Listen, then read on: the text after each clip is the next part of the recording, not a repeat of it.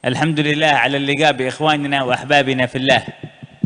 Alhamdulillah, puji syukur kehadirat Allah Subhanahu wa taala yang telah mengumpulkan kita karena cinta kepada Allah Subhanahu wa taala. مثل هذه الأعمال التي يجتمع فيها المهتمين بالعلم والمهتمين بالدين ويهتمون بحارتهم ومنطقتهم وجيرانهم من أكبر وأعظم ما يسر قلب النبي محمد صلى الله عليه وسلم. Perkumpulan seperti ini antara para asatid, antara orang-orang yang lebih mementingkan daripada masyarakat di sekitarnya, orang-orang yang sibuk mengurusi sekolah ataupun anak-anak di sekitarnya, dan orang-orang yang dekat dengan mereka, ini adalah hal yang mendekatkan kita kepada sosok Rasulullah sallallahu alaihi wasallam dan meridhai beliau. لأنه رب الصحابة هكذا، أهل كل حي من الأنصار يهتمون بجماعتهم وقومهم ومحيطهم، وكانوا هكذا طبيعتهم في حياتهم معه كما تشهد السيرة النبوية. Sebab Rasulullah Shallallahu Alaihi Wasallam begini juga memiliki cara seperti ini. Rasulullah memerintahkan sebagian sahabat Ansar untuk mengurus keluarganya, untuk mengurus orang di kampungnya, orang di sekitarnya, mewakili Nabi Muhammad Shallallahu Alaihi Wasallam di dalam menyampaikan cahaya ini. وكان يحب أن يبقون على تلاحم وترابط بينهم البين. Dan Rasulullah Shallallahu Alaihi Wasallam menyukai tatkala ada hubungan satu sama lain dari para pimpinan-pimpinan tersebut. الحارة والمنطقة زينتها وجمالها وبهائها بالساكنين فيها وليس بشوارعها ولا ببيوتها ولا ما فيه. Yang memuliakan suatu kampung, yang memuliakan suatu kota, bukan karena jalanannya atau bangunannya, tetapi dimuliakan karena penduduk yang hidup di dalamnya. والمسجد كذلك زينته وقيمته عند الله بالمصلين فيه وليس بالجدران ولا بالفروش، بنوع المصلين فيه. Masjid yang kita sholat di dalamnya, yang memuliakan masjid bukan dari bentuk bangunan ataupun hiasan ataupun warna yang ada di dalam masjid, tetapi yang memuliakan adalah karena di situ ada orang-orang yang sholat, yang beribadah di dalam masjid tersebut. لما ذكر الله مسجد النبي في القرآن قال لمسجد أسس على التقوى من أول يوم أحق أن تقوم فيه. إيش ميزته هذا المسجد؟ ميزته أنه فيه رجال يحبون يتطهروا. Tatkala Allah Subhanahu wa taala menjelaskan tentang kemuliaan masjid di dalam Al-Qur'an, menjelaskan masjid yang agung tersebut didirikan di atas pondasi ketakwaan, apa yang menjadikan mulia ketakwaan tersebut? Fihi rijal, di dalamnya ada orang-orang yang jagoan, orang-orang yang hebat di dalam beribadah munajat kepada Allah, orang-orang suci, orang-orang mulia di dalamnya. إذا كان النبي أمرنا أن نهتم بالجار حتى في أكله وطعامه، والله لا يؤمن من بات شبعان وجاره إلى جنبه جائع وهو عالم به، فهذا من باب الغذاء للجسد. كيف؟ أمر العناية بأخلاق أولاد الجيران، بإيمان أولاد الجيران، بمعرفة الله، هذا أهم لأن هذا غذاء الروح. Perhatikan bagaimana Rasulullah Shallallahu Alaihi Wasallam mengecam atau mewanti-wanti kaum mukminin, janganlah kalian tidur, janganlah kalian bermalam di rumah kalian dalam keadaan tetangga kalian kelaparan ataupun belum makan ataupun kesulitan. Perhatikan, kata Rasulullah, orang-orang di sekitar kalian, tetangga, orang-orang terdekat kalian, dengan apa? Dengan makanan mereka. Ini kalau dengan makanan, apalagi dengan kalau kita memperhatikan akhlak, ajaran, sholat mereka dan juga ibadah mereka, ini lebih penting lagi dan lebih banyak pahalanya tatkala kita perhatikan. فكما سيسأل الله يوم القيامة من بات شبعان وجاره جنبه جائع، سيسأل من بات يعرف العلم وجاره جاهل ما علمه، سيسأل من بات يرى المنكرات من جيرانه وما حملهم ولا دعاهم إلى الله تعالى ليبعدوا عنها، سيسأل يوم القيامة عن هذا. Tatkala Allah Ta'ala nanti akan menanyakan orang-orang yang membiarkan saudaranya, tetangganya kelaparan di malam hari dan dia tidur dalam keadaan kenyang, Allah juga akan menanyakan kepada mereka yang hidup dalam ketaatan tapi melupakan tetangganya, melupakan orang kampung di sekitarnya, mereka yang melakukan maksiat nggak diingetin. Kenapa dulu nggak diingetin? Allah Ta'ala akan menanyakan orang-orang tersebut satu persatu. وقيمة البلاد المعنوية بقيمة من يعيش معك فيها. Dan kemuliaan di dunia ini adalah tatkala kita memuliakan orang-orang yang hidup bersama kita. وقد قال الشاعر مروا على الديار دياري ليلى وقبلوا ذا الجدار وذا الجدار وما حب الديار شغفنا قلبي ولكن حب من سكن الديار. Itu dikatakan di dalam syair bahwasanya aku melewati rumah kekasihku, melewati jalan di hadapan rumah kekasihku dan aku mencium, memeluk tembok tersebut jalanannya padahal nggak bertemu dengan kekasihnya. Terus kenapa engkau mencium? Dia bilang saya bukan mencintai tembok ataupun jalanan, tetapi saya menghormati, mencintai orang yang tinggal tinggal di dalam rumah tersebut, yaitu penghuninya. قديم جاء أحدهم إلى الرجل بيشتري منه بيت. في القديم جاء واحد إلى الرجل بيشتري بيت منه. Itu dahulu ada orang yang datang ingin membeli rumah kepada seseorang. قال له ببيعه عليك ب100,000 دينار درهم 100,000 درهم. Dia bilang saya akan menjual rumah tersebut yaitu dengan 1000 keping dirham, yaitu dengan 1000 keping perak, 100.000 keping perak. قال له كثير. Dikatakan ini mahal banget rumah dengan seharga 100.000 dirham. بيتك يساوي 30,000 بس. Itu paling rumahnya harganya kalau normalnya 30.000 udah cukup, nggak sampai 100.000. كيف تبيعه علي ب100,000؟ Kenapa engkau lipat gandakan lebih dari 3 kali lipat sampai 100.000 keping perak dijual? اسأل الناس كم أسعار البيوت في هذه المنطقة بيخبرونك. Engkau tanya ke orang-orang di sekitar sini, kalau ada yang beli, nggak bakal ada yang mau beli dengan harga tersebut terlalu mahal. قال له صاحب البيت صح كلامك، أنا عارف إن بيتي هذا قيمته في السوق الآن 30 أو قريب منها 30,000 أو قريب منها، هذه قيمته.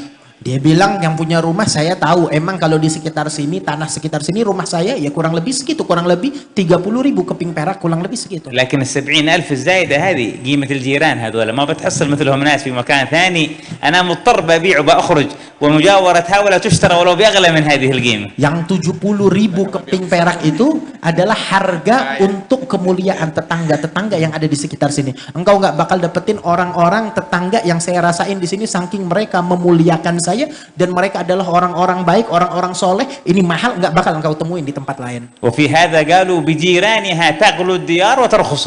Makanya dikatakan bahwasanya mahal, nilainya mahal rumah itu adalah tatkala melihat penduduk di sekitarnya, tetangganya. Terkadang naik mahal, terkadang menurun murah karena orang-orang yang hidup di sekitarnya. وقديما كانوا يقولون لمن بيشتري بيت أو بيبني بيت يقولون له اسمع الجار قبل الدار. Itu dikatakan dari kalimat dahulu, kalimat orang-orang dulu mengatakan kalau engkau mau beli rumah, mau beli tanah, dahulukan, bukan didahulukan harganya, tapi cari tetangganya dulu, baru cari rumah.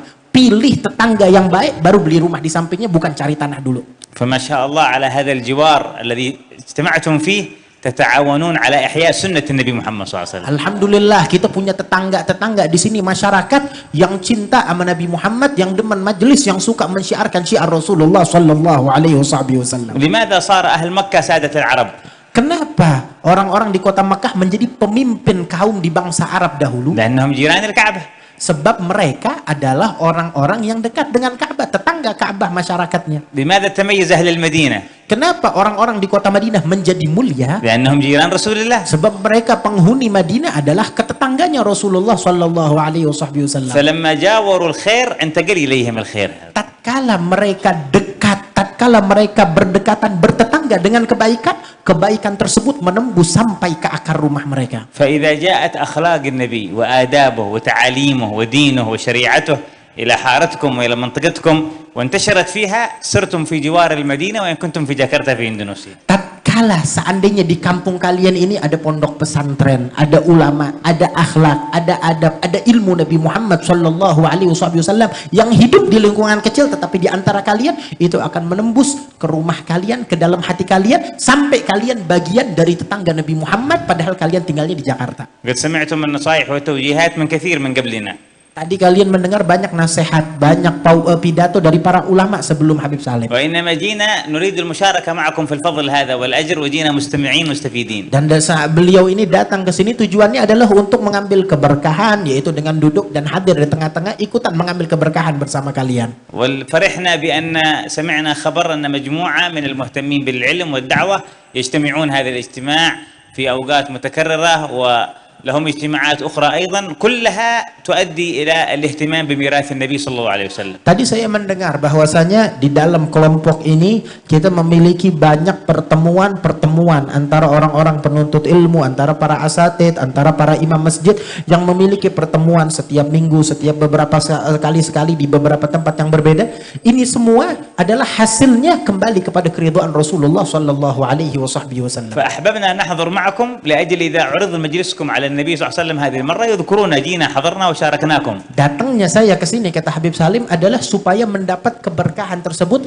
tatkala tatkala majelis kalian disebut di hadapan Rasulullah bahwasanya majelis silaturahim membuat perkumpulan para ulama, bahwasanya saya Sayyid Salim juga ikut hadir bersama kalian di tengah-tengah majelis tersebut. وحضور الكيائي فخر الدين معنا كمل المجلس خير فوق خير. Juga dengan hadirnya Kiai Fakhruddin Al-Bantani di tengah-tengah kita itu menambah kebaikan tersebut dan menambahkan keberkahan insyaallah. فإن حضور الماء إذا كان الإنسان متيمم ليس دائما يبطل التيمم.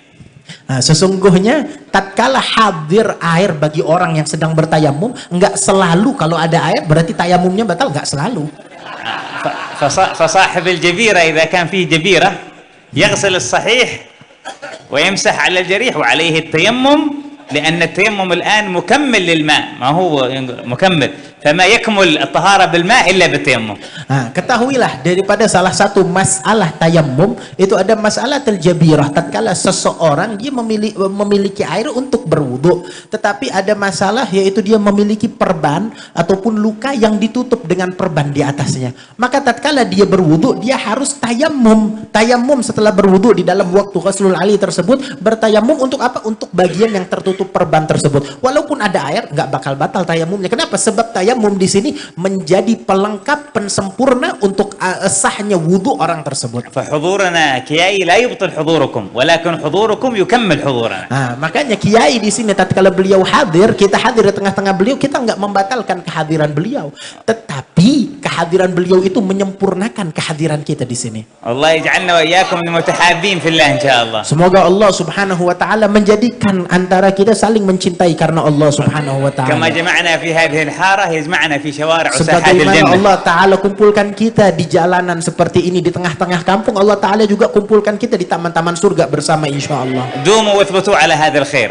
Ayo mari kita terus mengikuti jalan ini dengan manhaj seperti ini. والشباب الذي يقومون في المساجد والدعوة استمروا في طلب العلم ولا تنشغلوا بشيء عن مواصلة الازدياد من العلم. Pemuda-pemuda yang sibuk membantu dakwah majelis ini di masjid-masjid, di musola atau di kampungnya, terus istiqomah di dalamnya, terus berusaha untuk menyempurnakan menyampaikan ilmu kepada orang di sekitarnya. من قدر يسافر إلى أي بلاد يتعلم فيها العلم عن أهله فهو خير. Barang siapa yang bisa jalan jauh atau berpindah negeri, berpindah daerah ke kota yang banyak ulamanya dan dia mampu, dia bisa, lebih baik dia menuntut ilmu dari tempat tersebut. إلى مصر إلى الشام إلى اليمن إلى الحرمين الشريفين إلى أي مكان يجد فيه أهل السند من أهل السنة والجماعة. Dari manapun dia mau pergi, baik beliau ingin pergi ke Syam, pengen pergi ke daerah Mesir, pengen ke Maroko, pengen ke Yaman, kemanapun tepatnya, selama itu kembalinya kepada para ulama yang bersanadkan ahlu sunnah wal jamaah, maka pergi ambil ilmu dari mereka semua. واجتماع المسلمين في الحارات هكذا على الطاعة هذا من أكبر ما يغيظ أعداء الإسلام من اليهود ومن أعداء المسلمين من العلمانيين الذين ينشرون الإلحاد. Ketahuilah bahwasanya perkumpulan majelis taklim di kampung-kampung seperti ini betul-betul menyakiti perasaan orang-orang yang ingin menghancurkan Islam, musuh-musuh Islam yang mengobrak-abrik Islam. Tatkala melihat perkumpulan seperti ini dalam keadaan rukun tenang, mereka itu menangis, mereka itu menggigit jari mereka. Kenapa? Seakan-akan usaha mereka hancur lebur begitu ومثل saja. هذه الاجتماعات مما يفرج الله به على الأمة كربهم. Dan perkumpulan seperti ini yang memberikan pertolongan dari Allah kepada orang-orang yang dizalimin di atas muka bumi ini.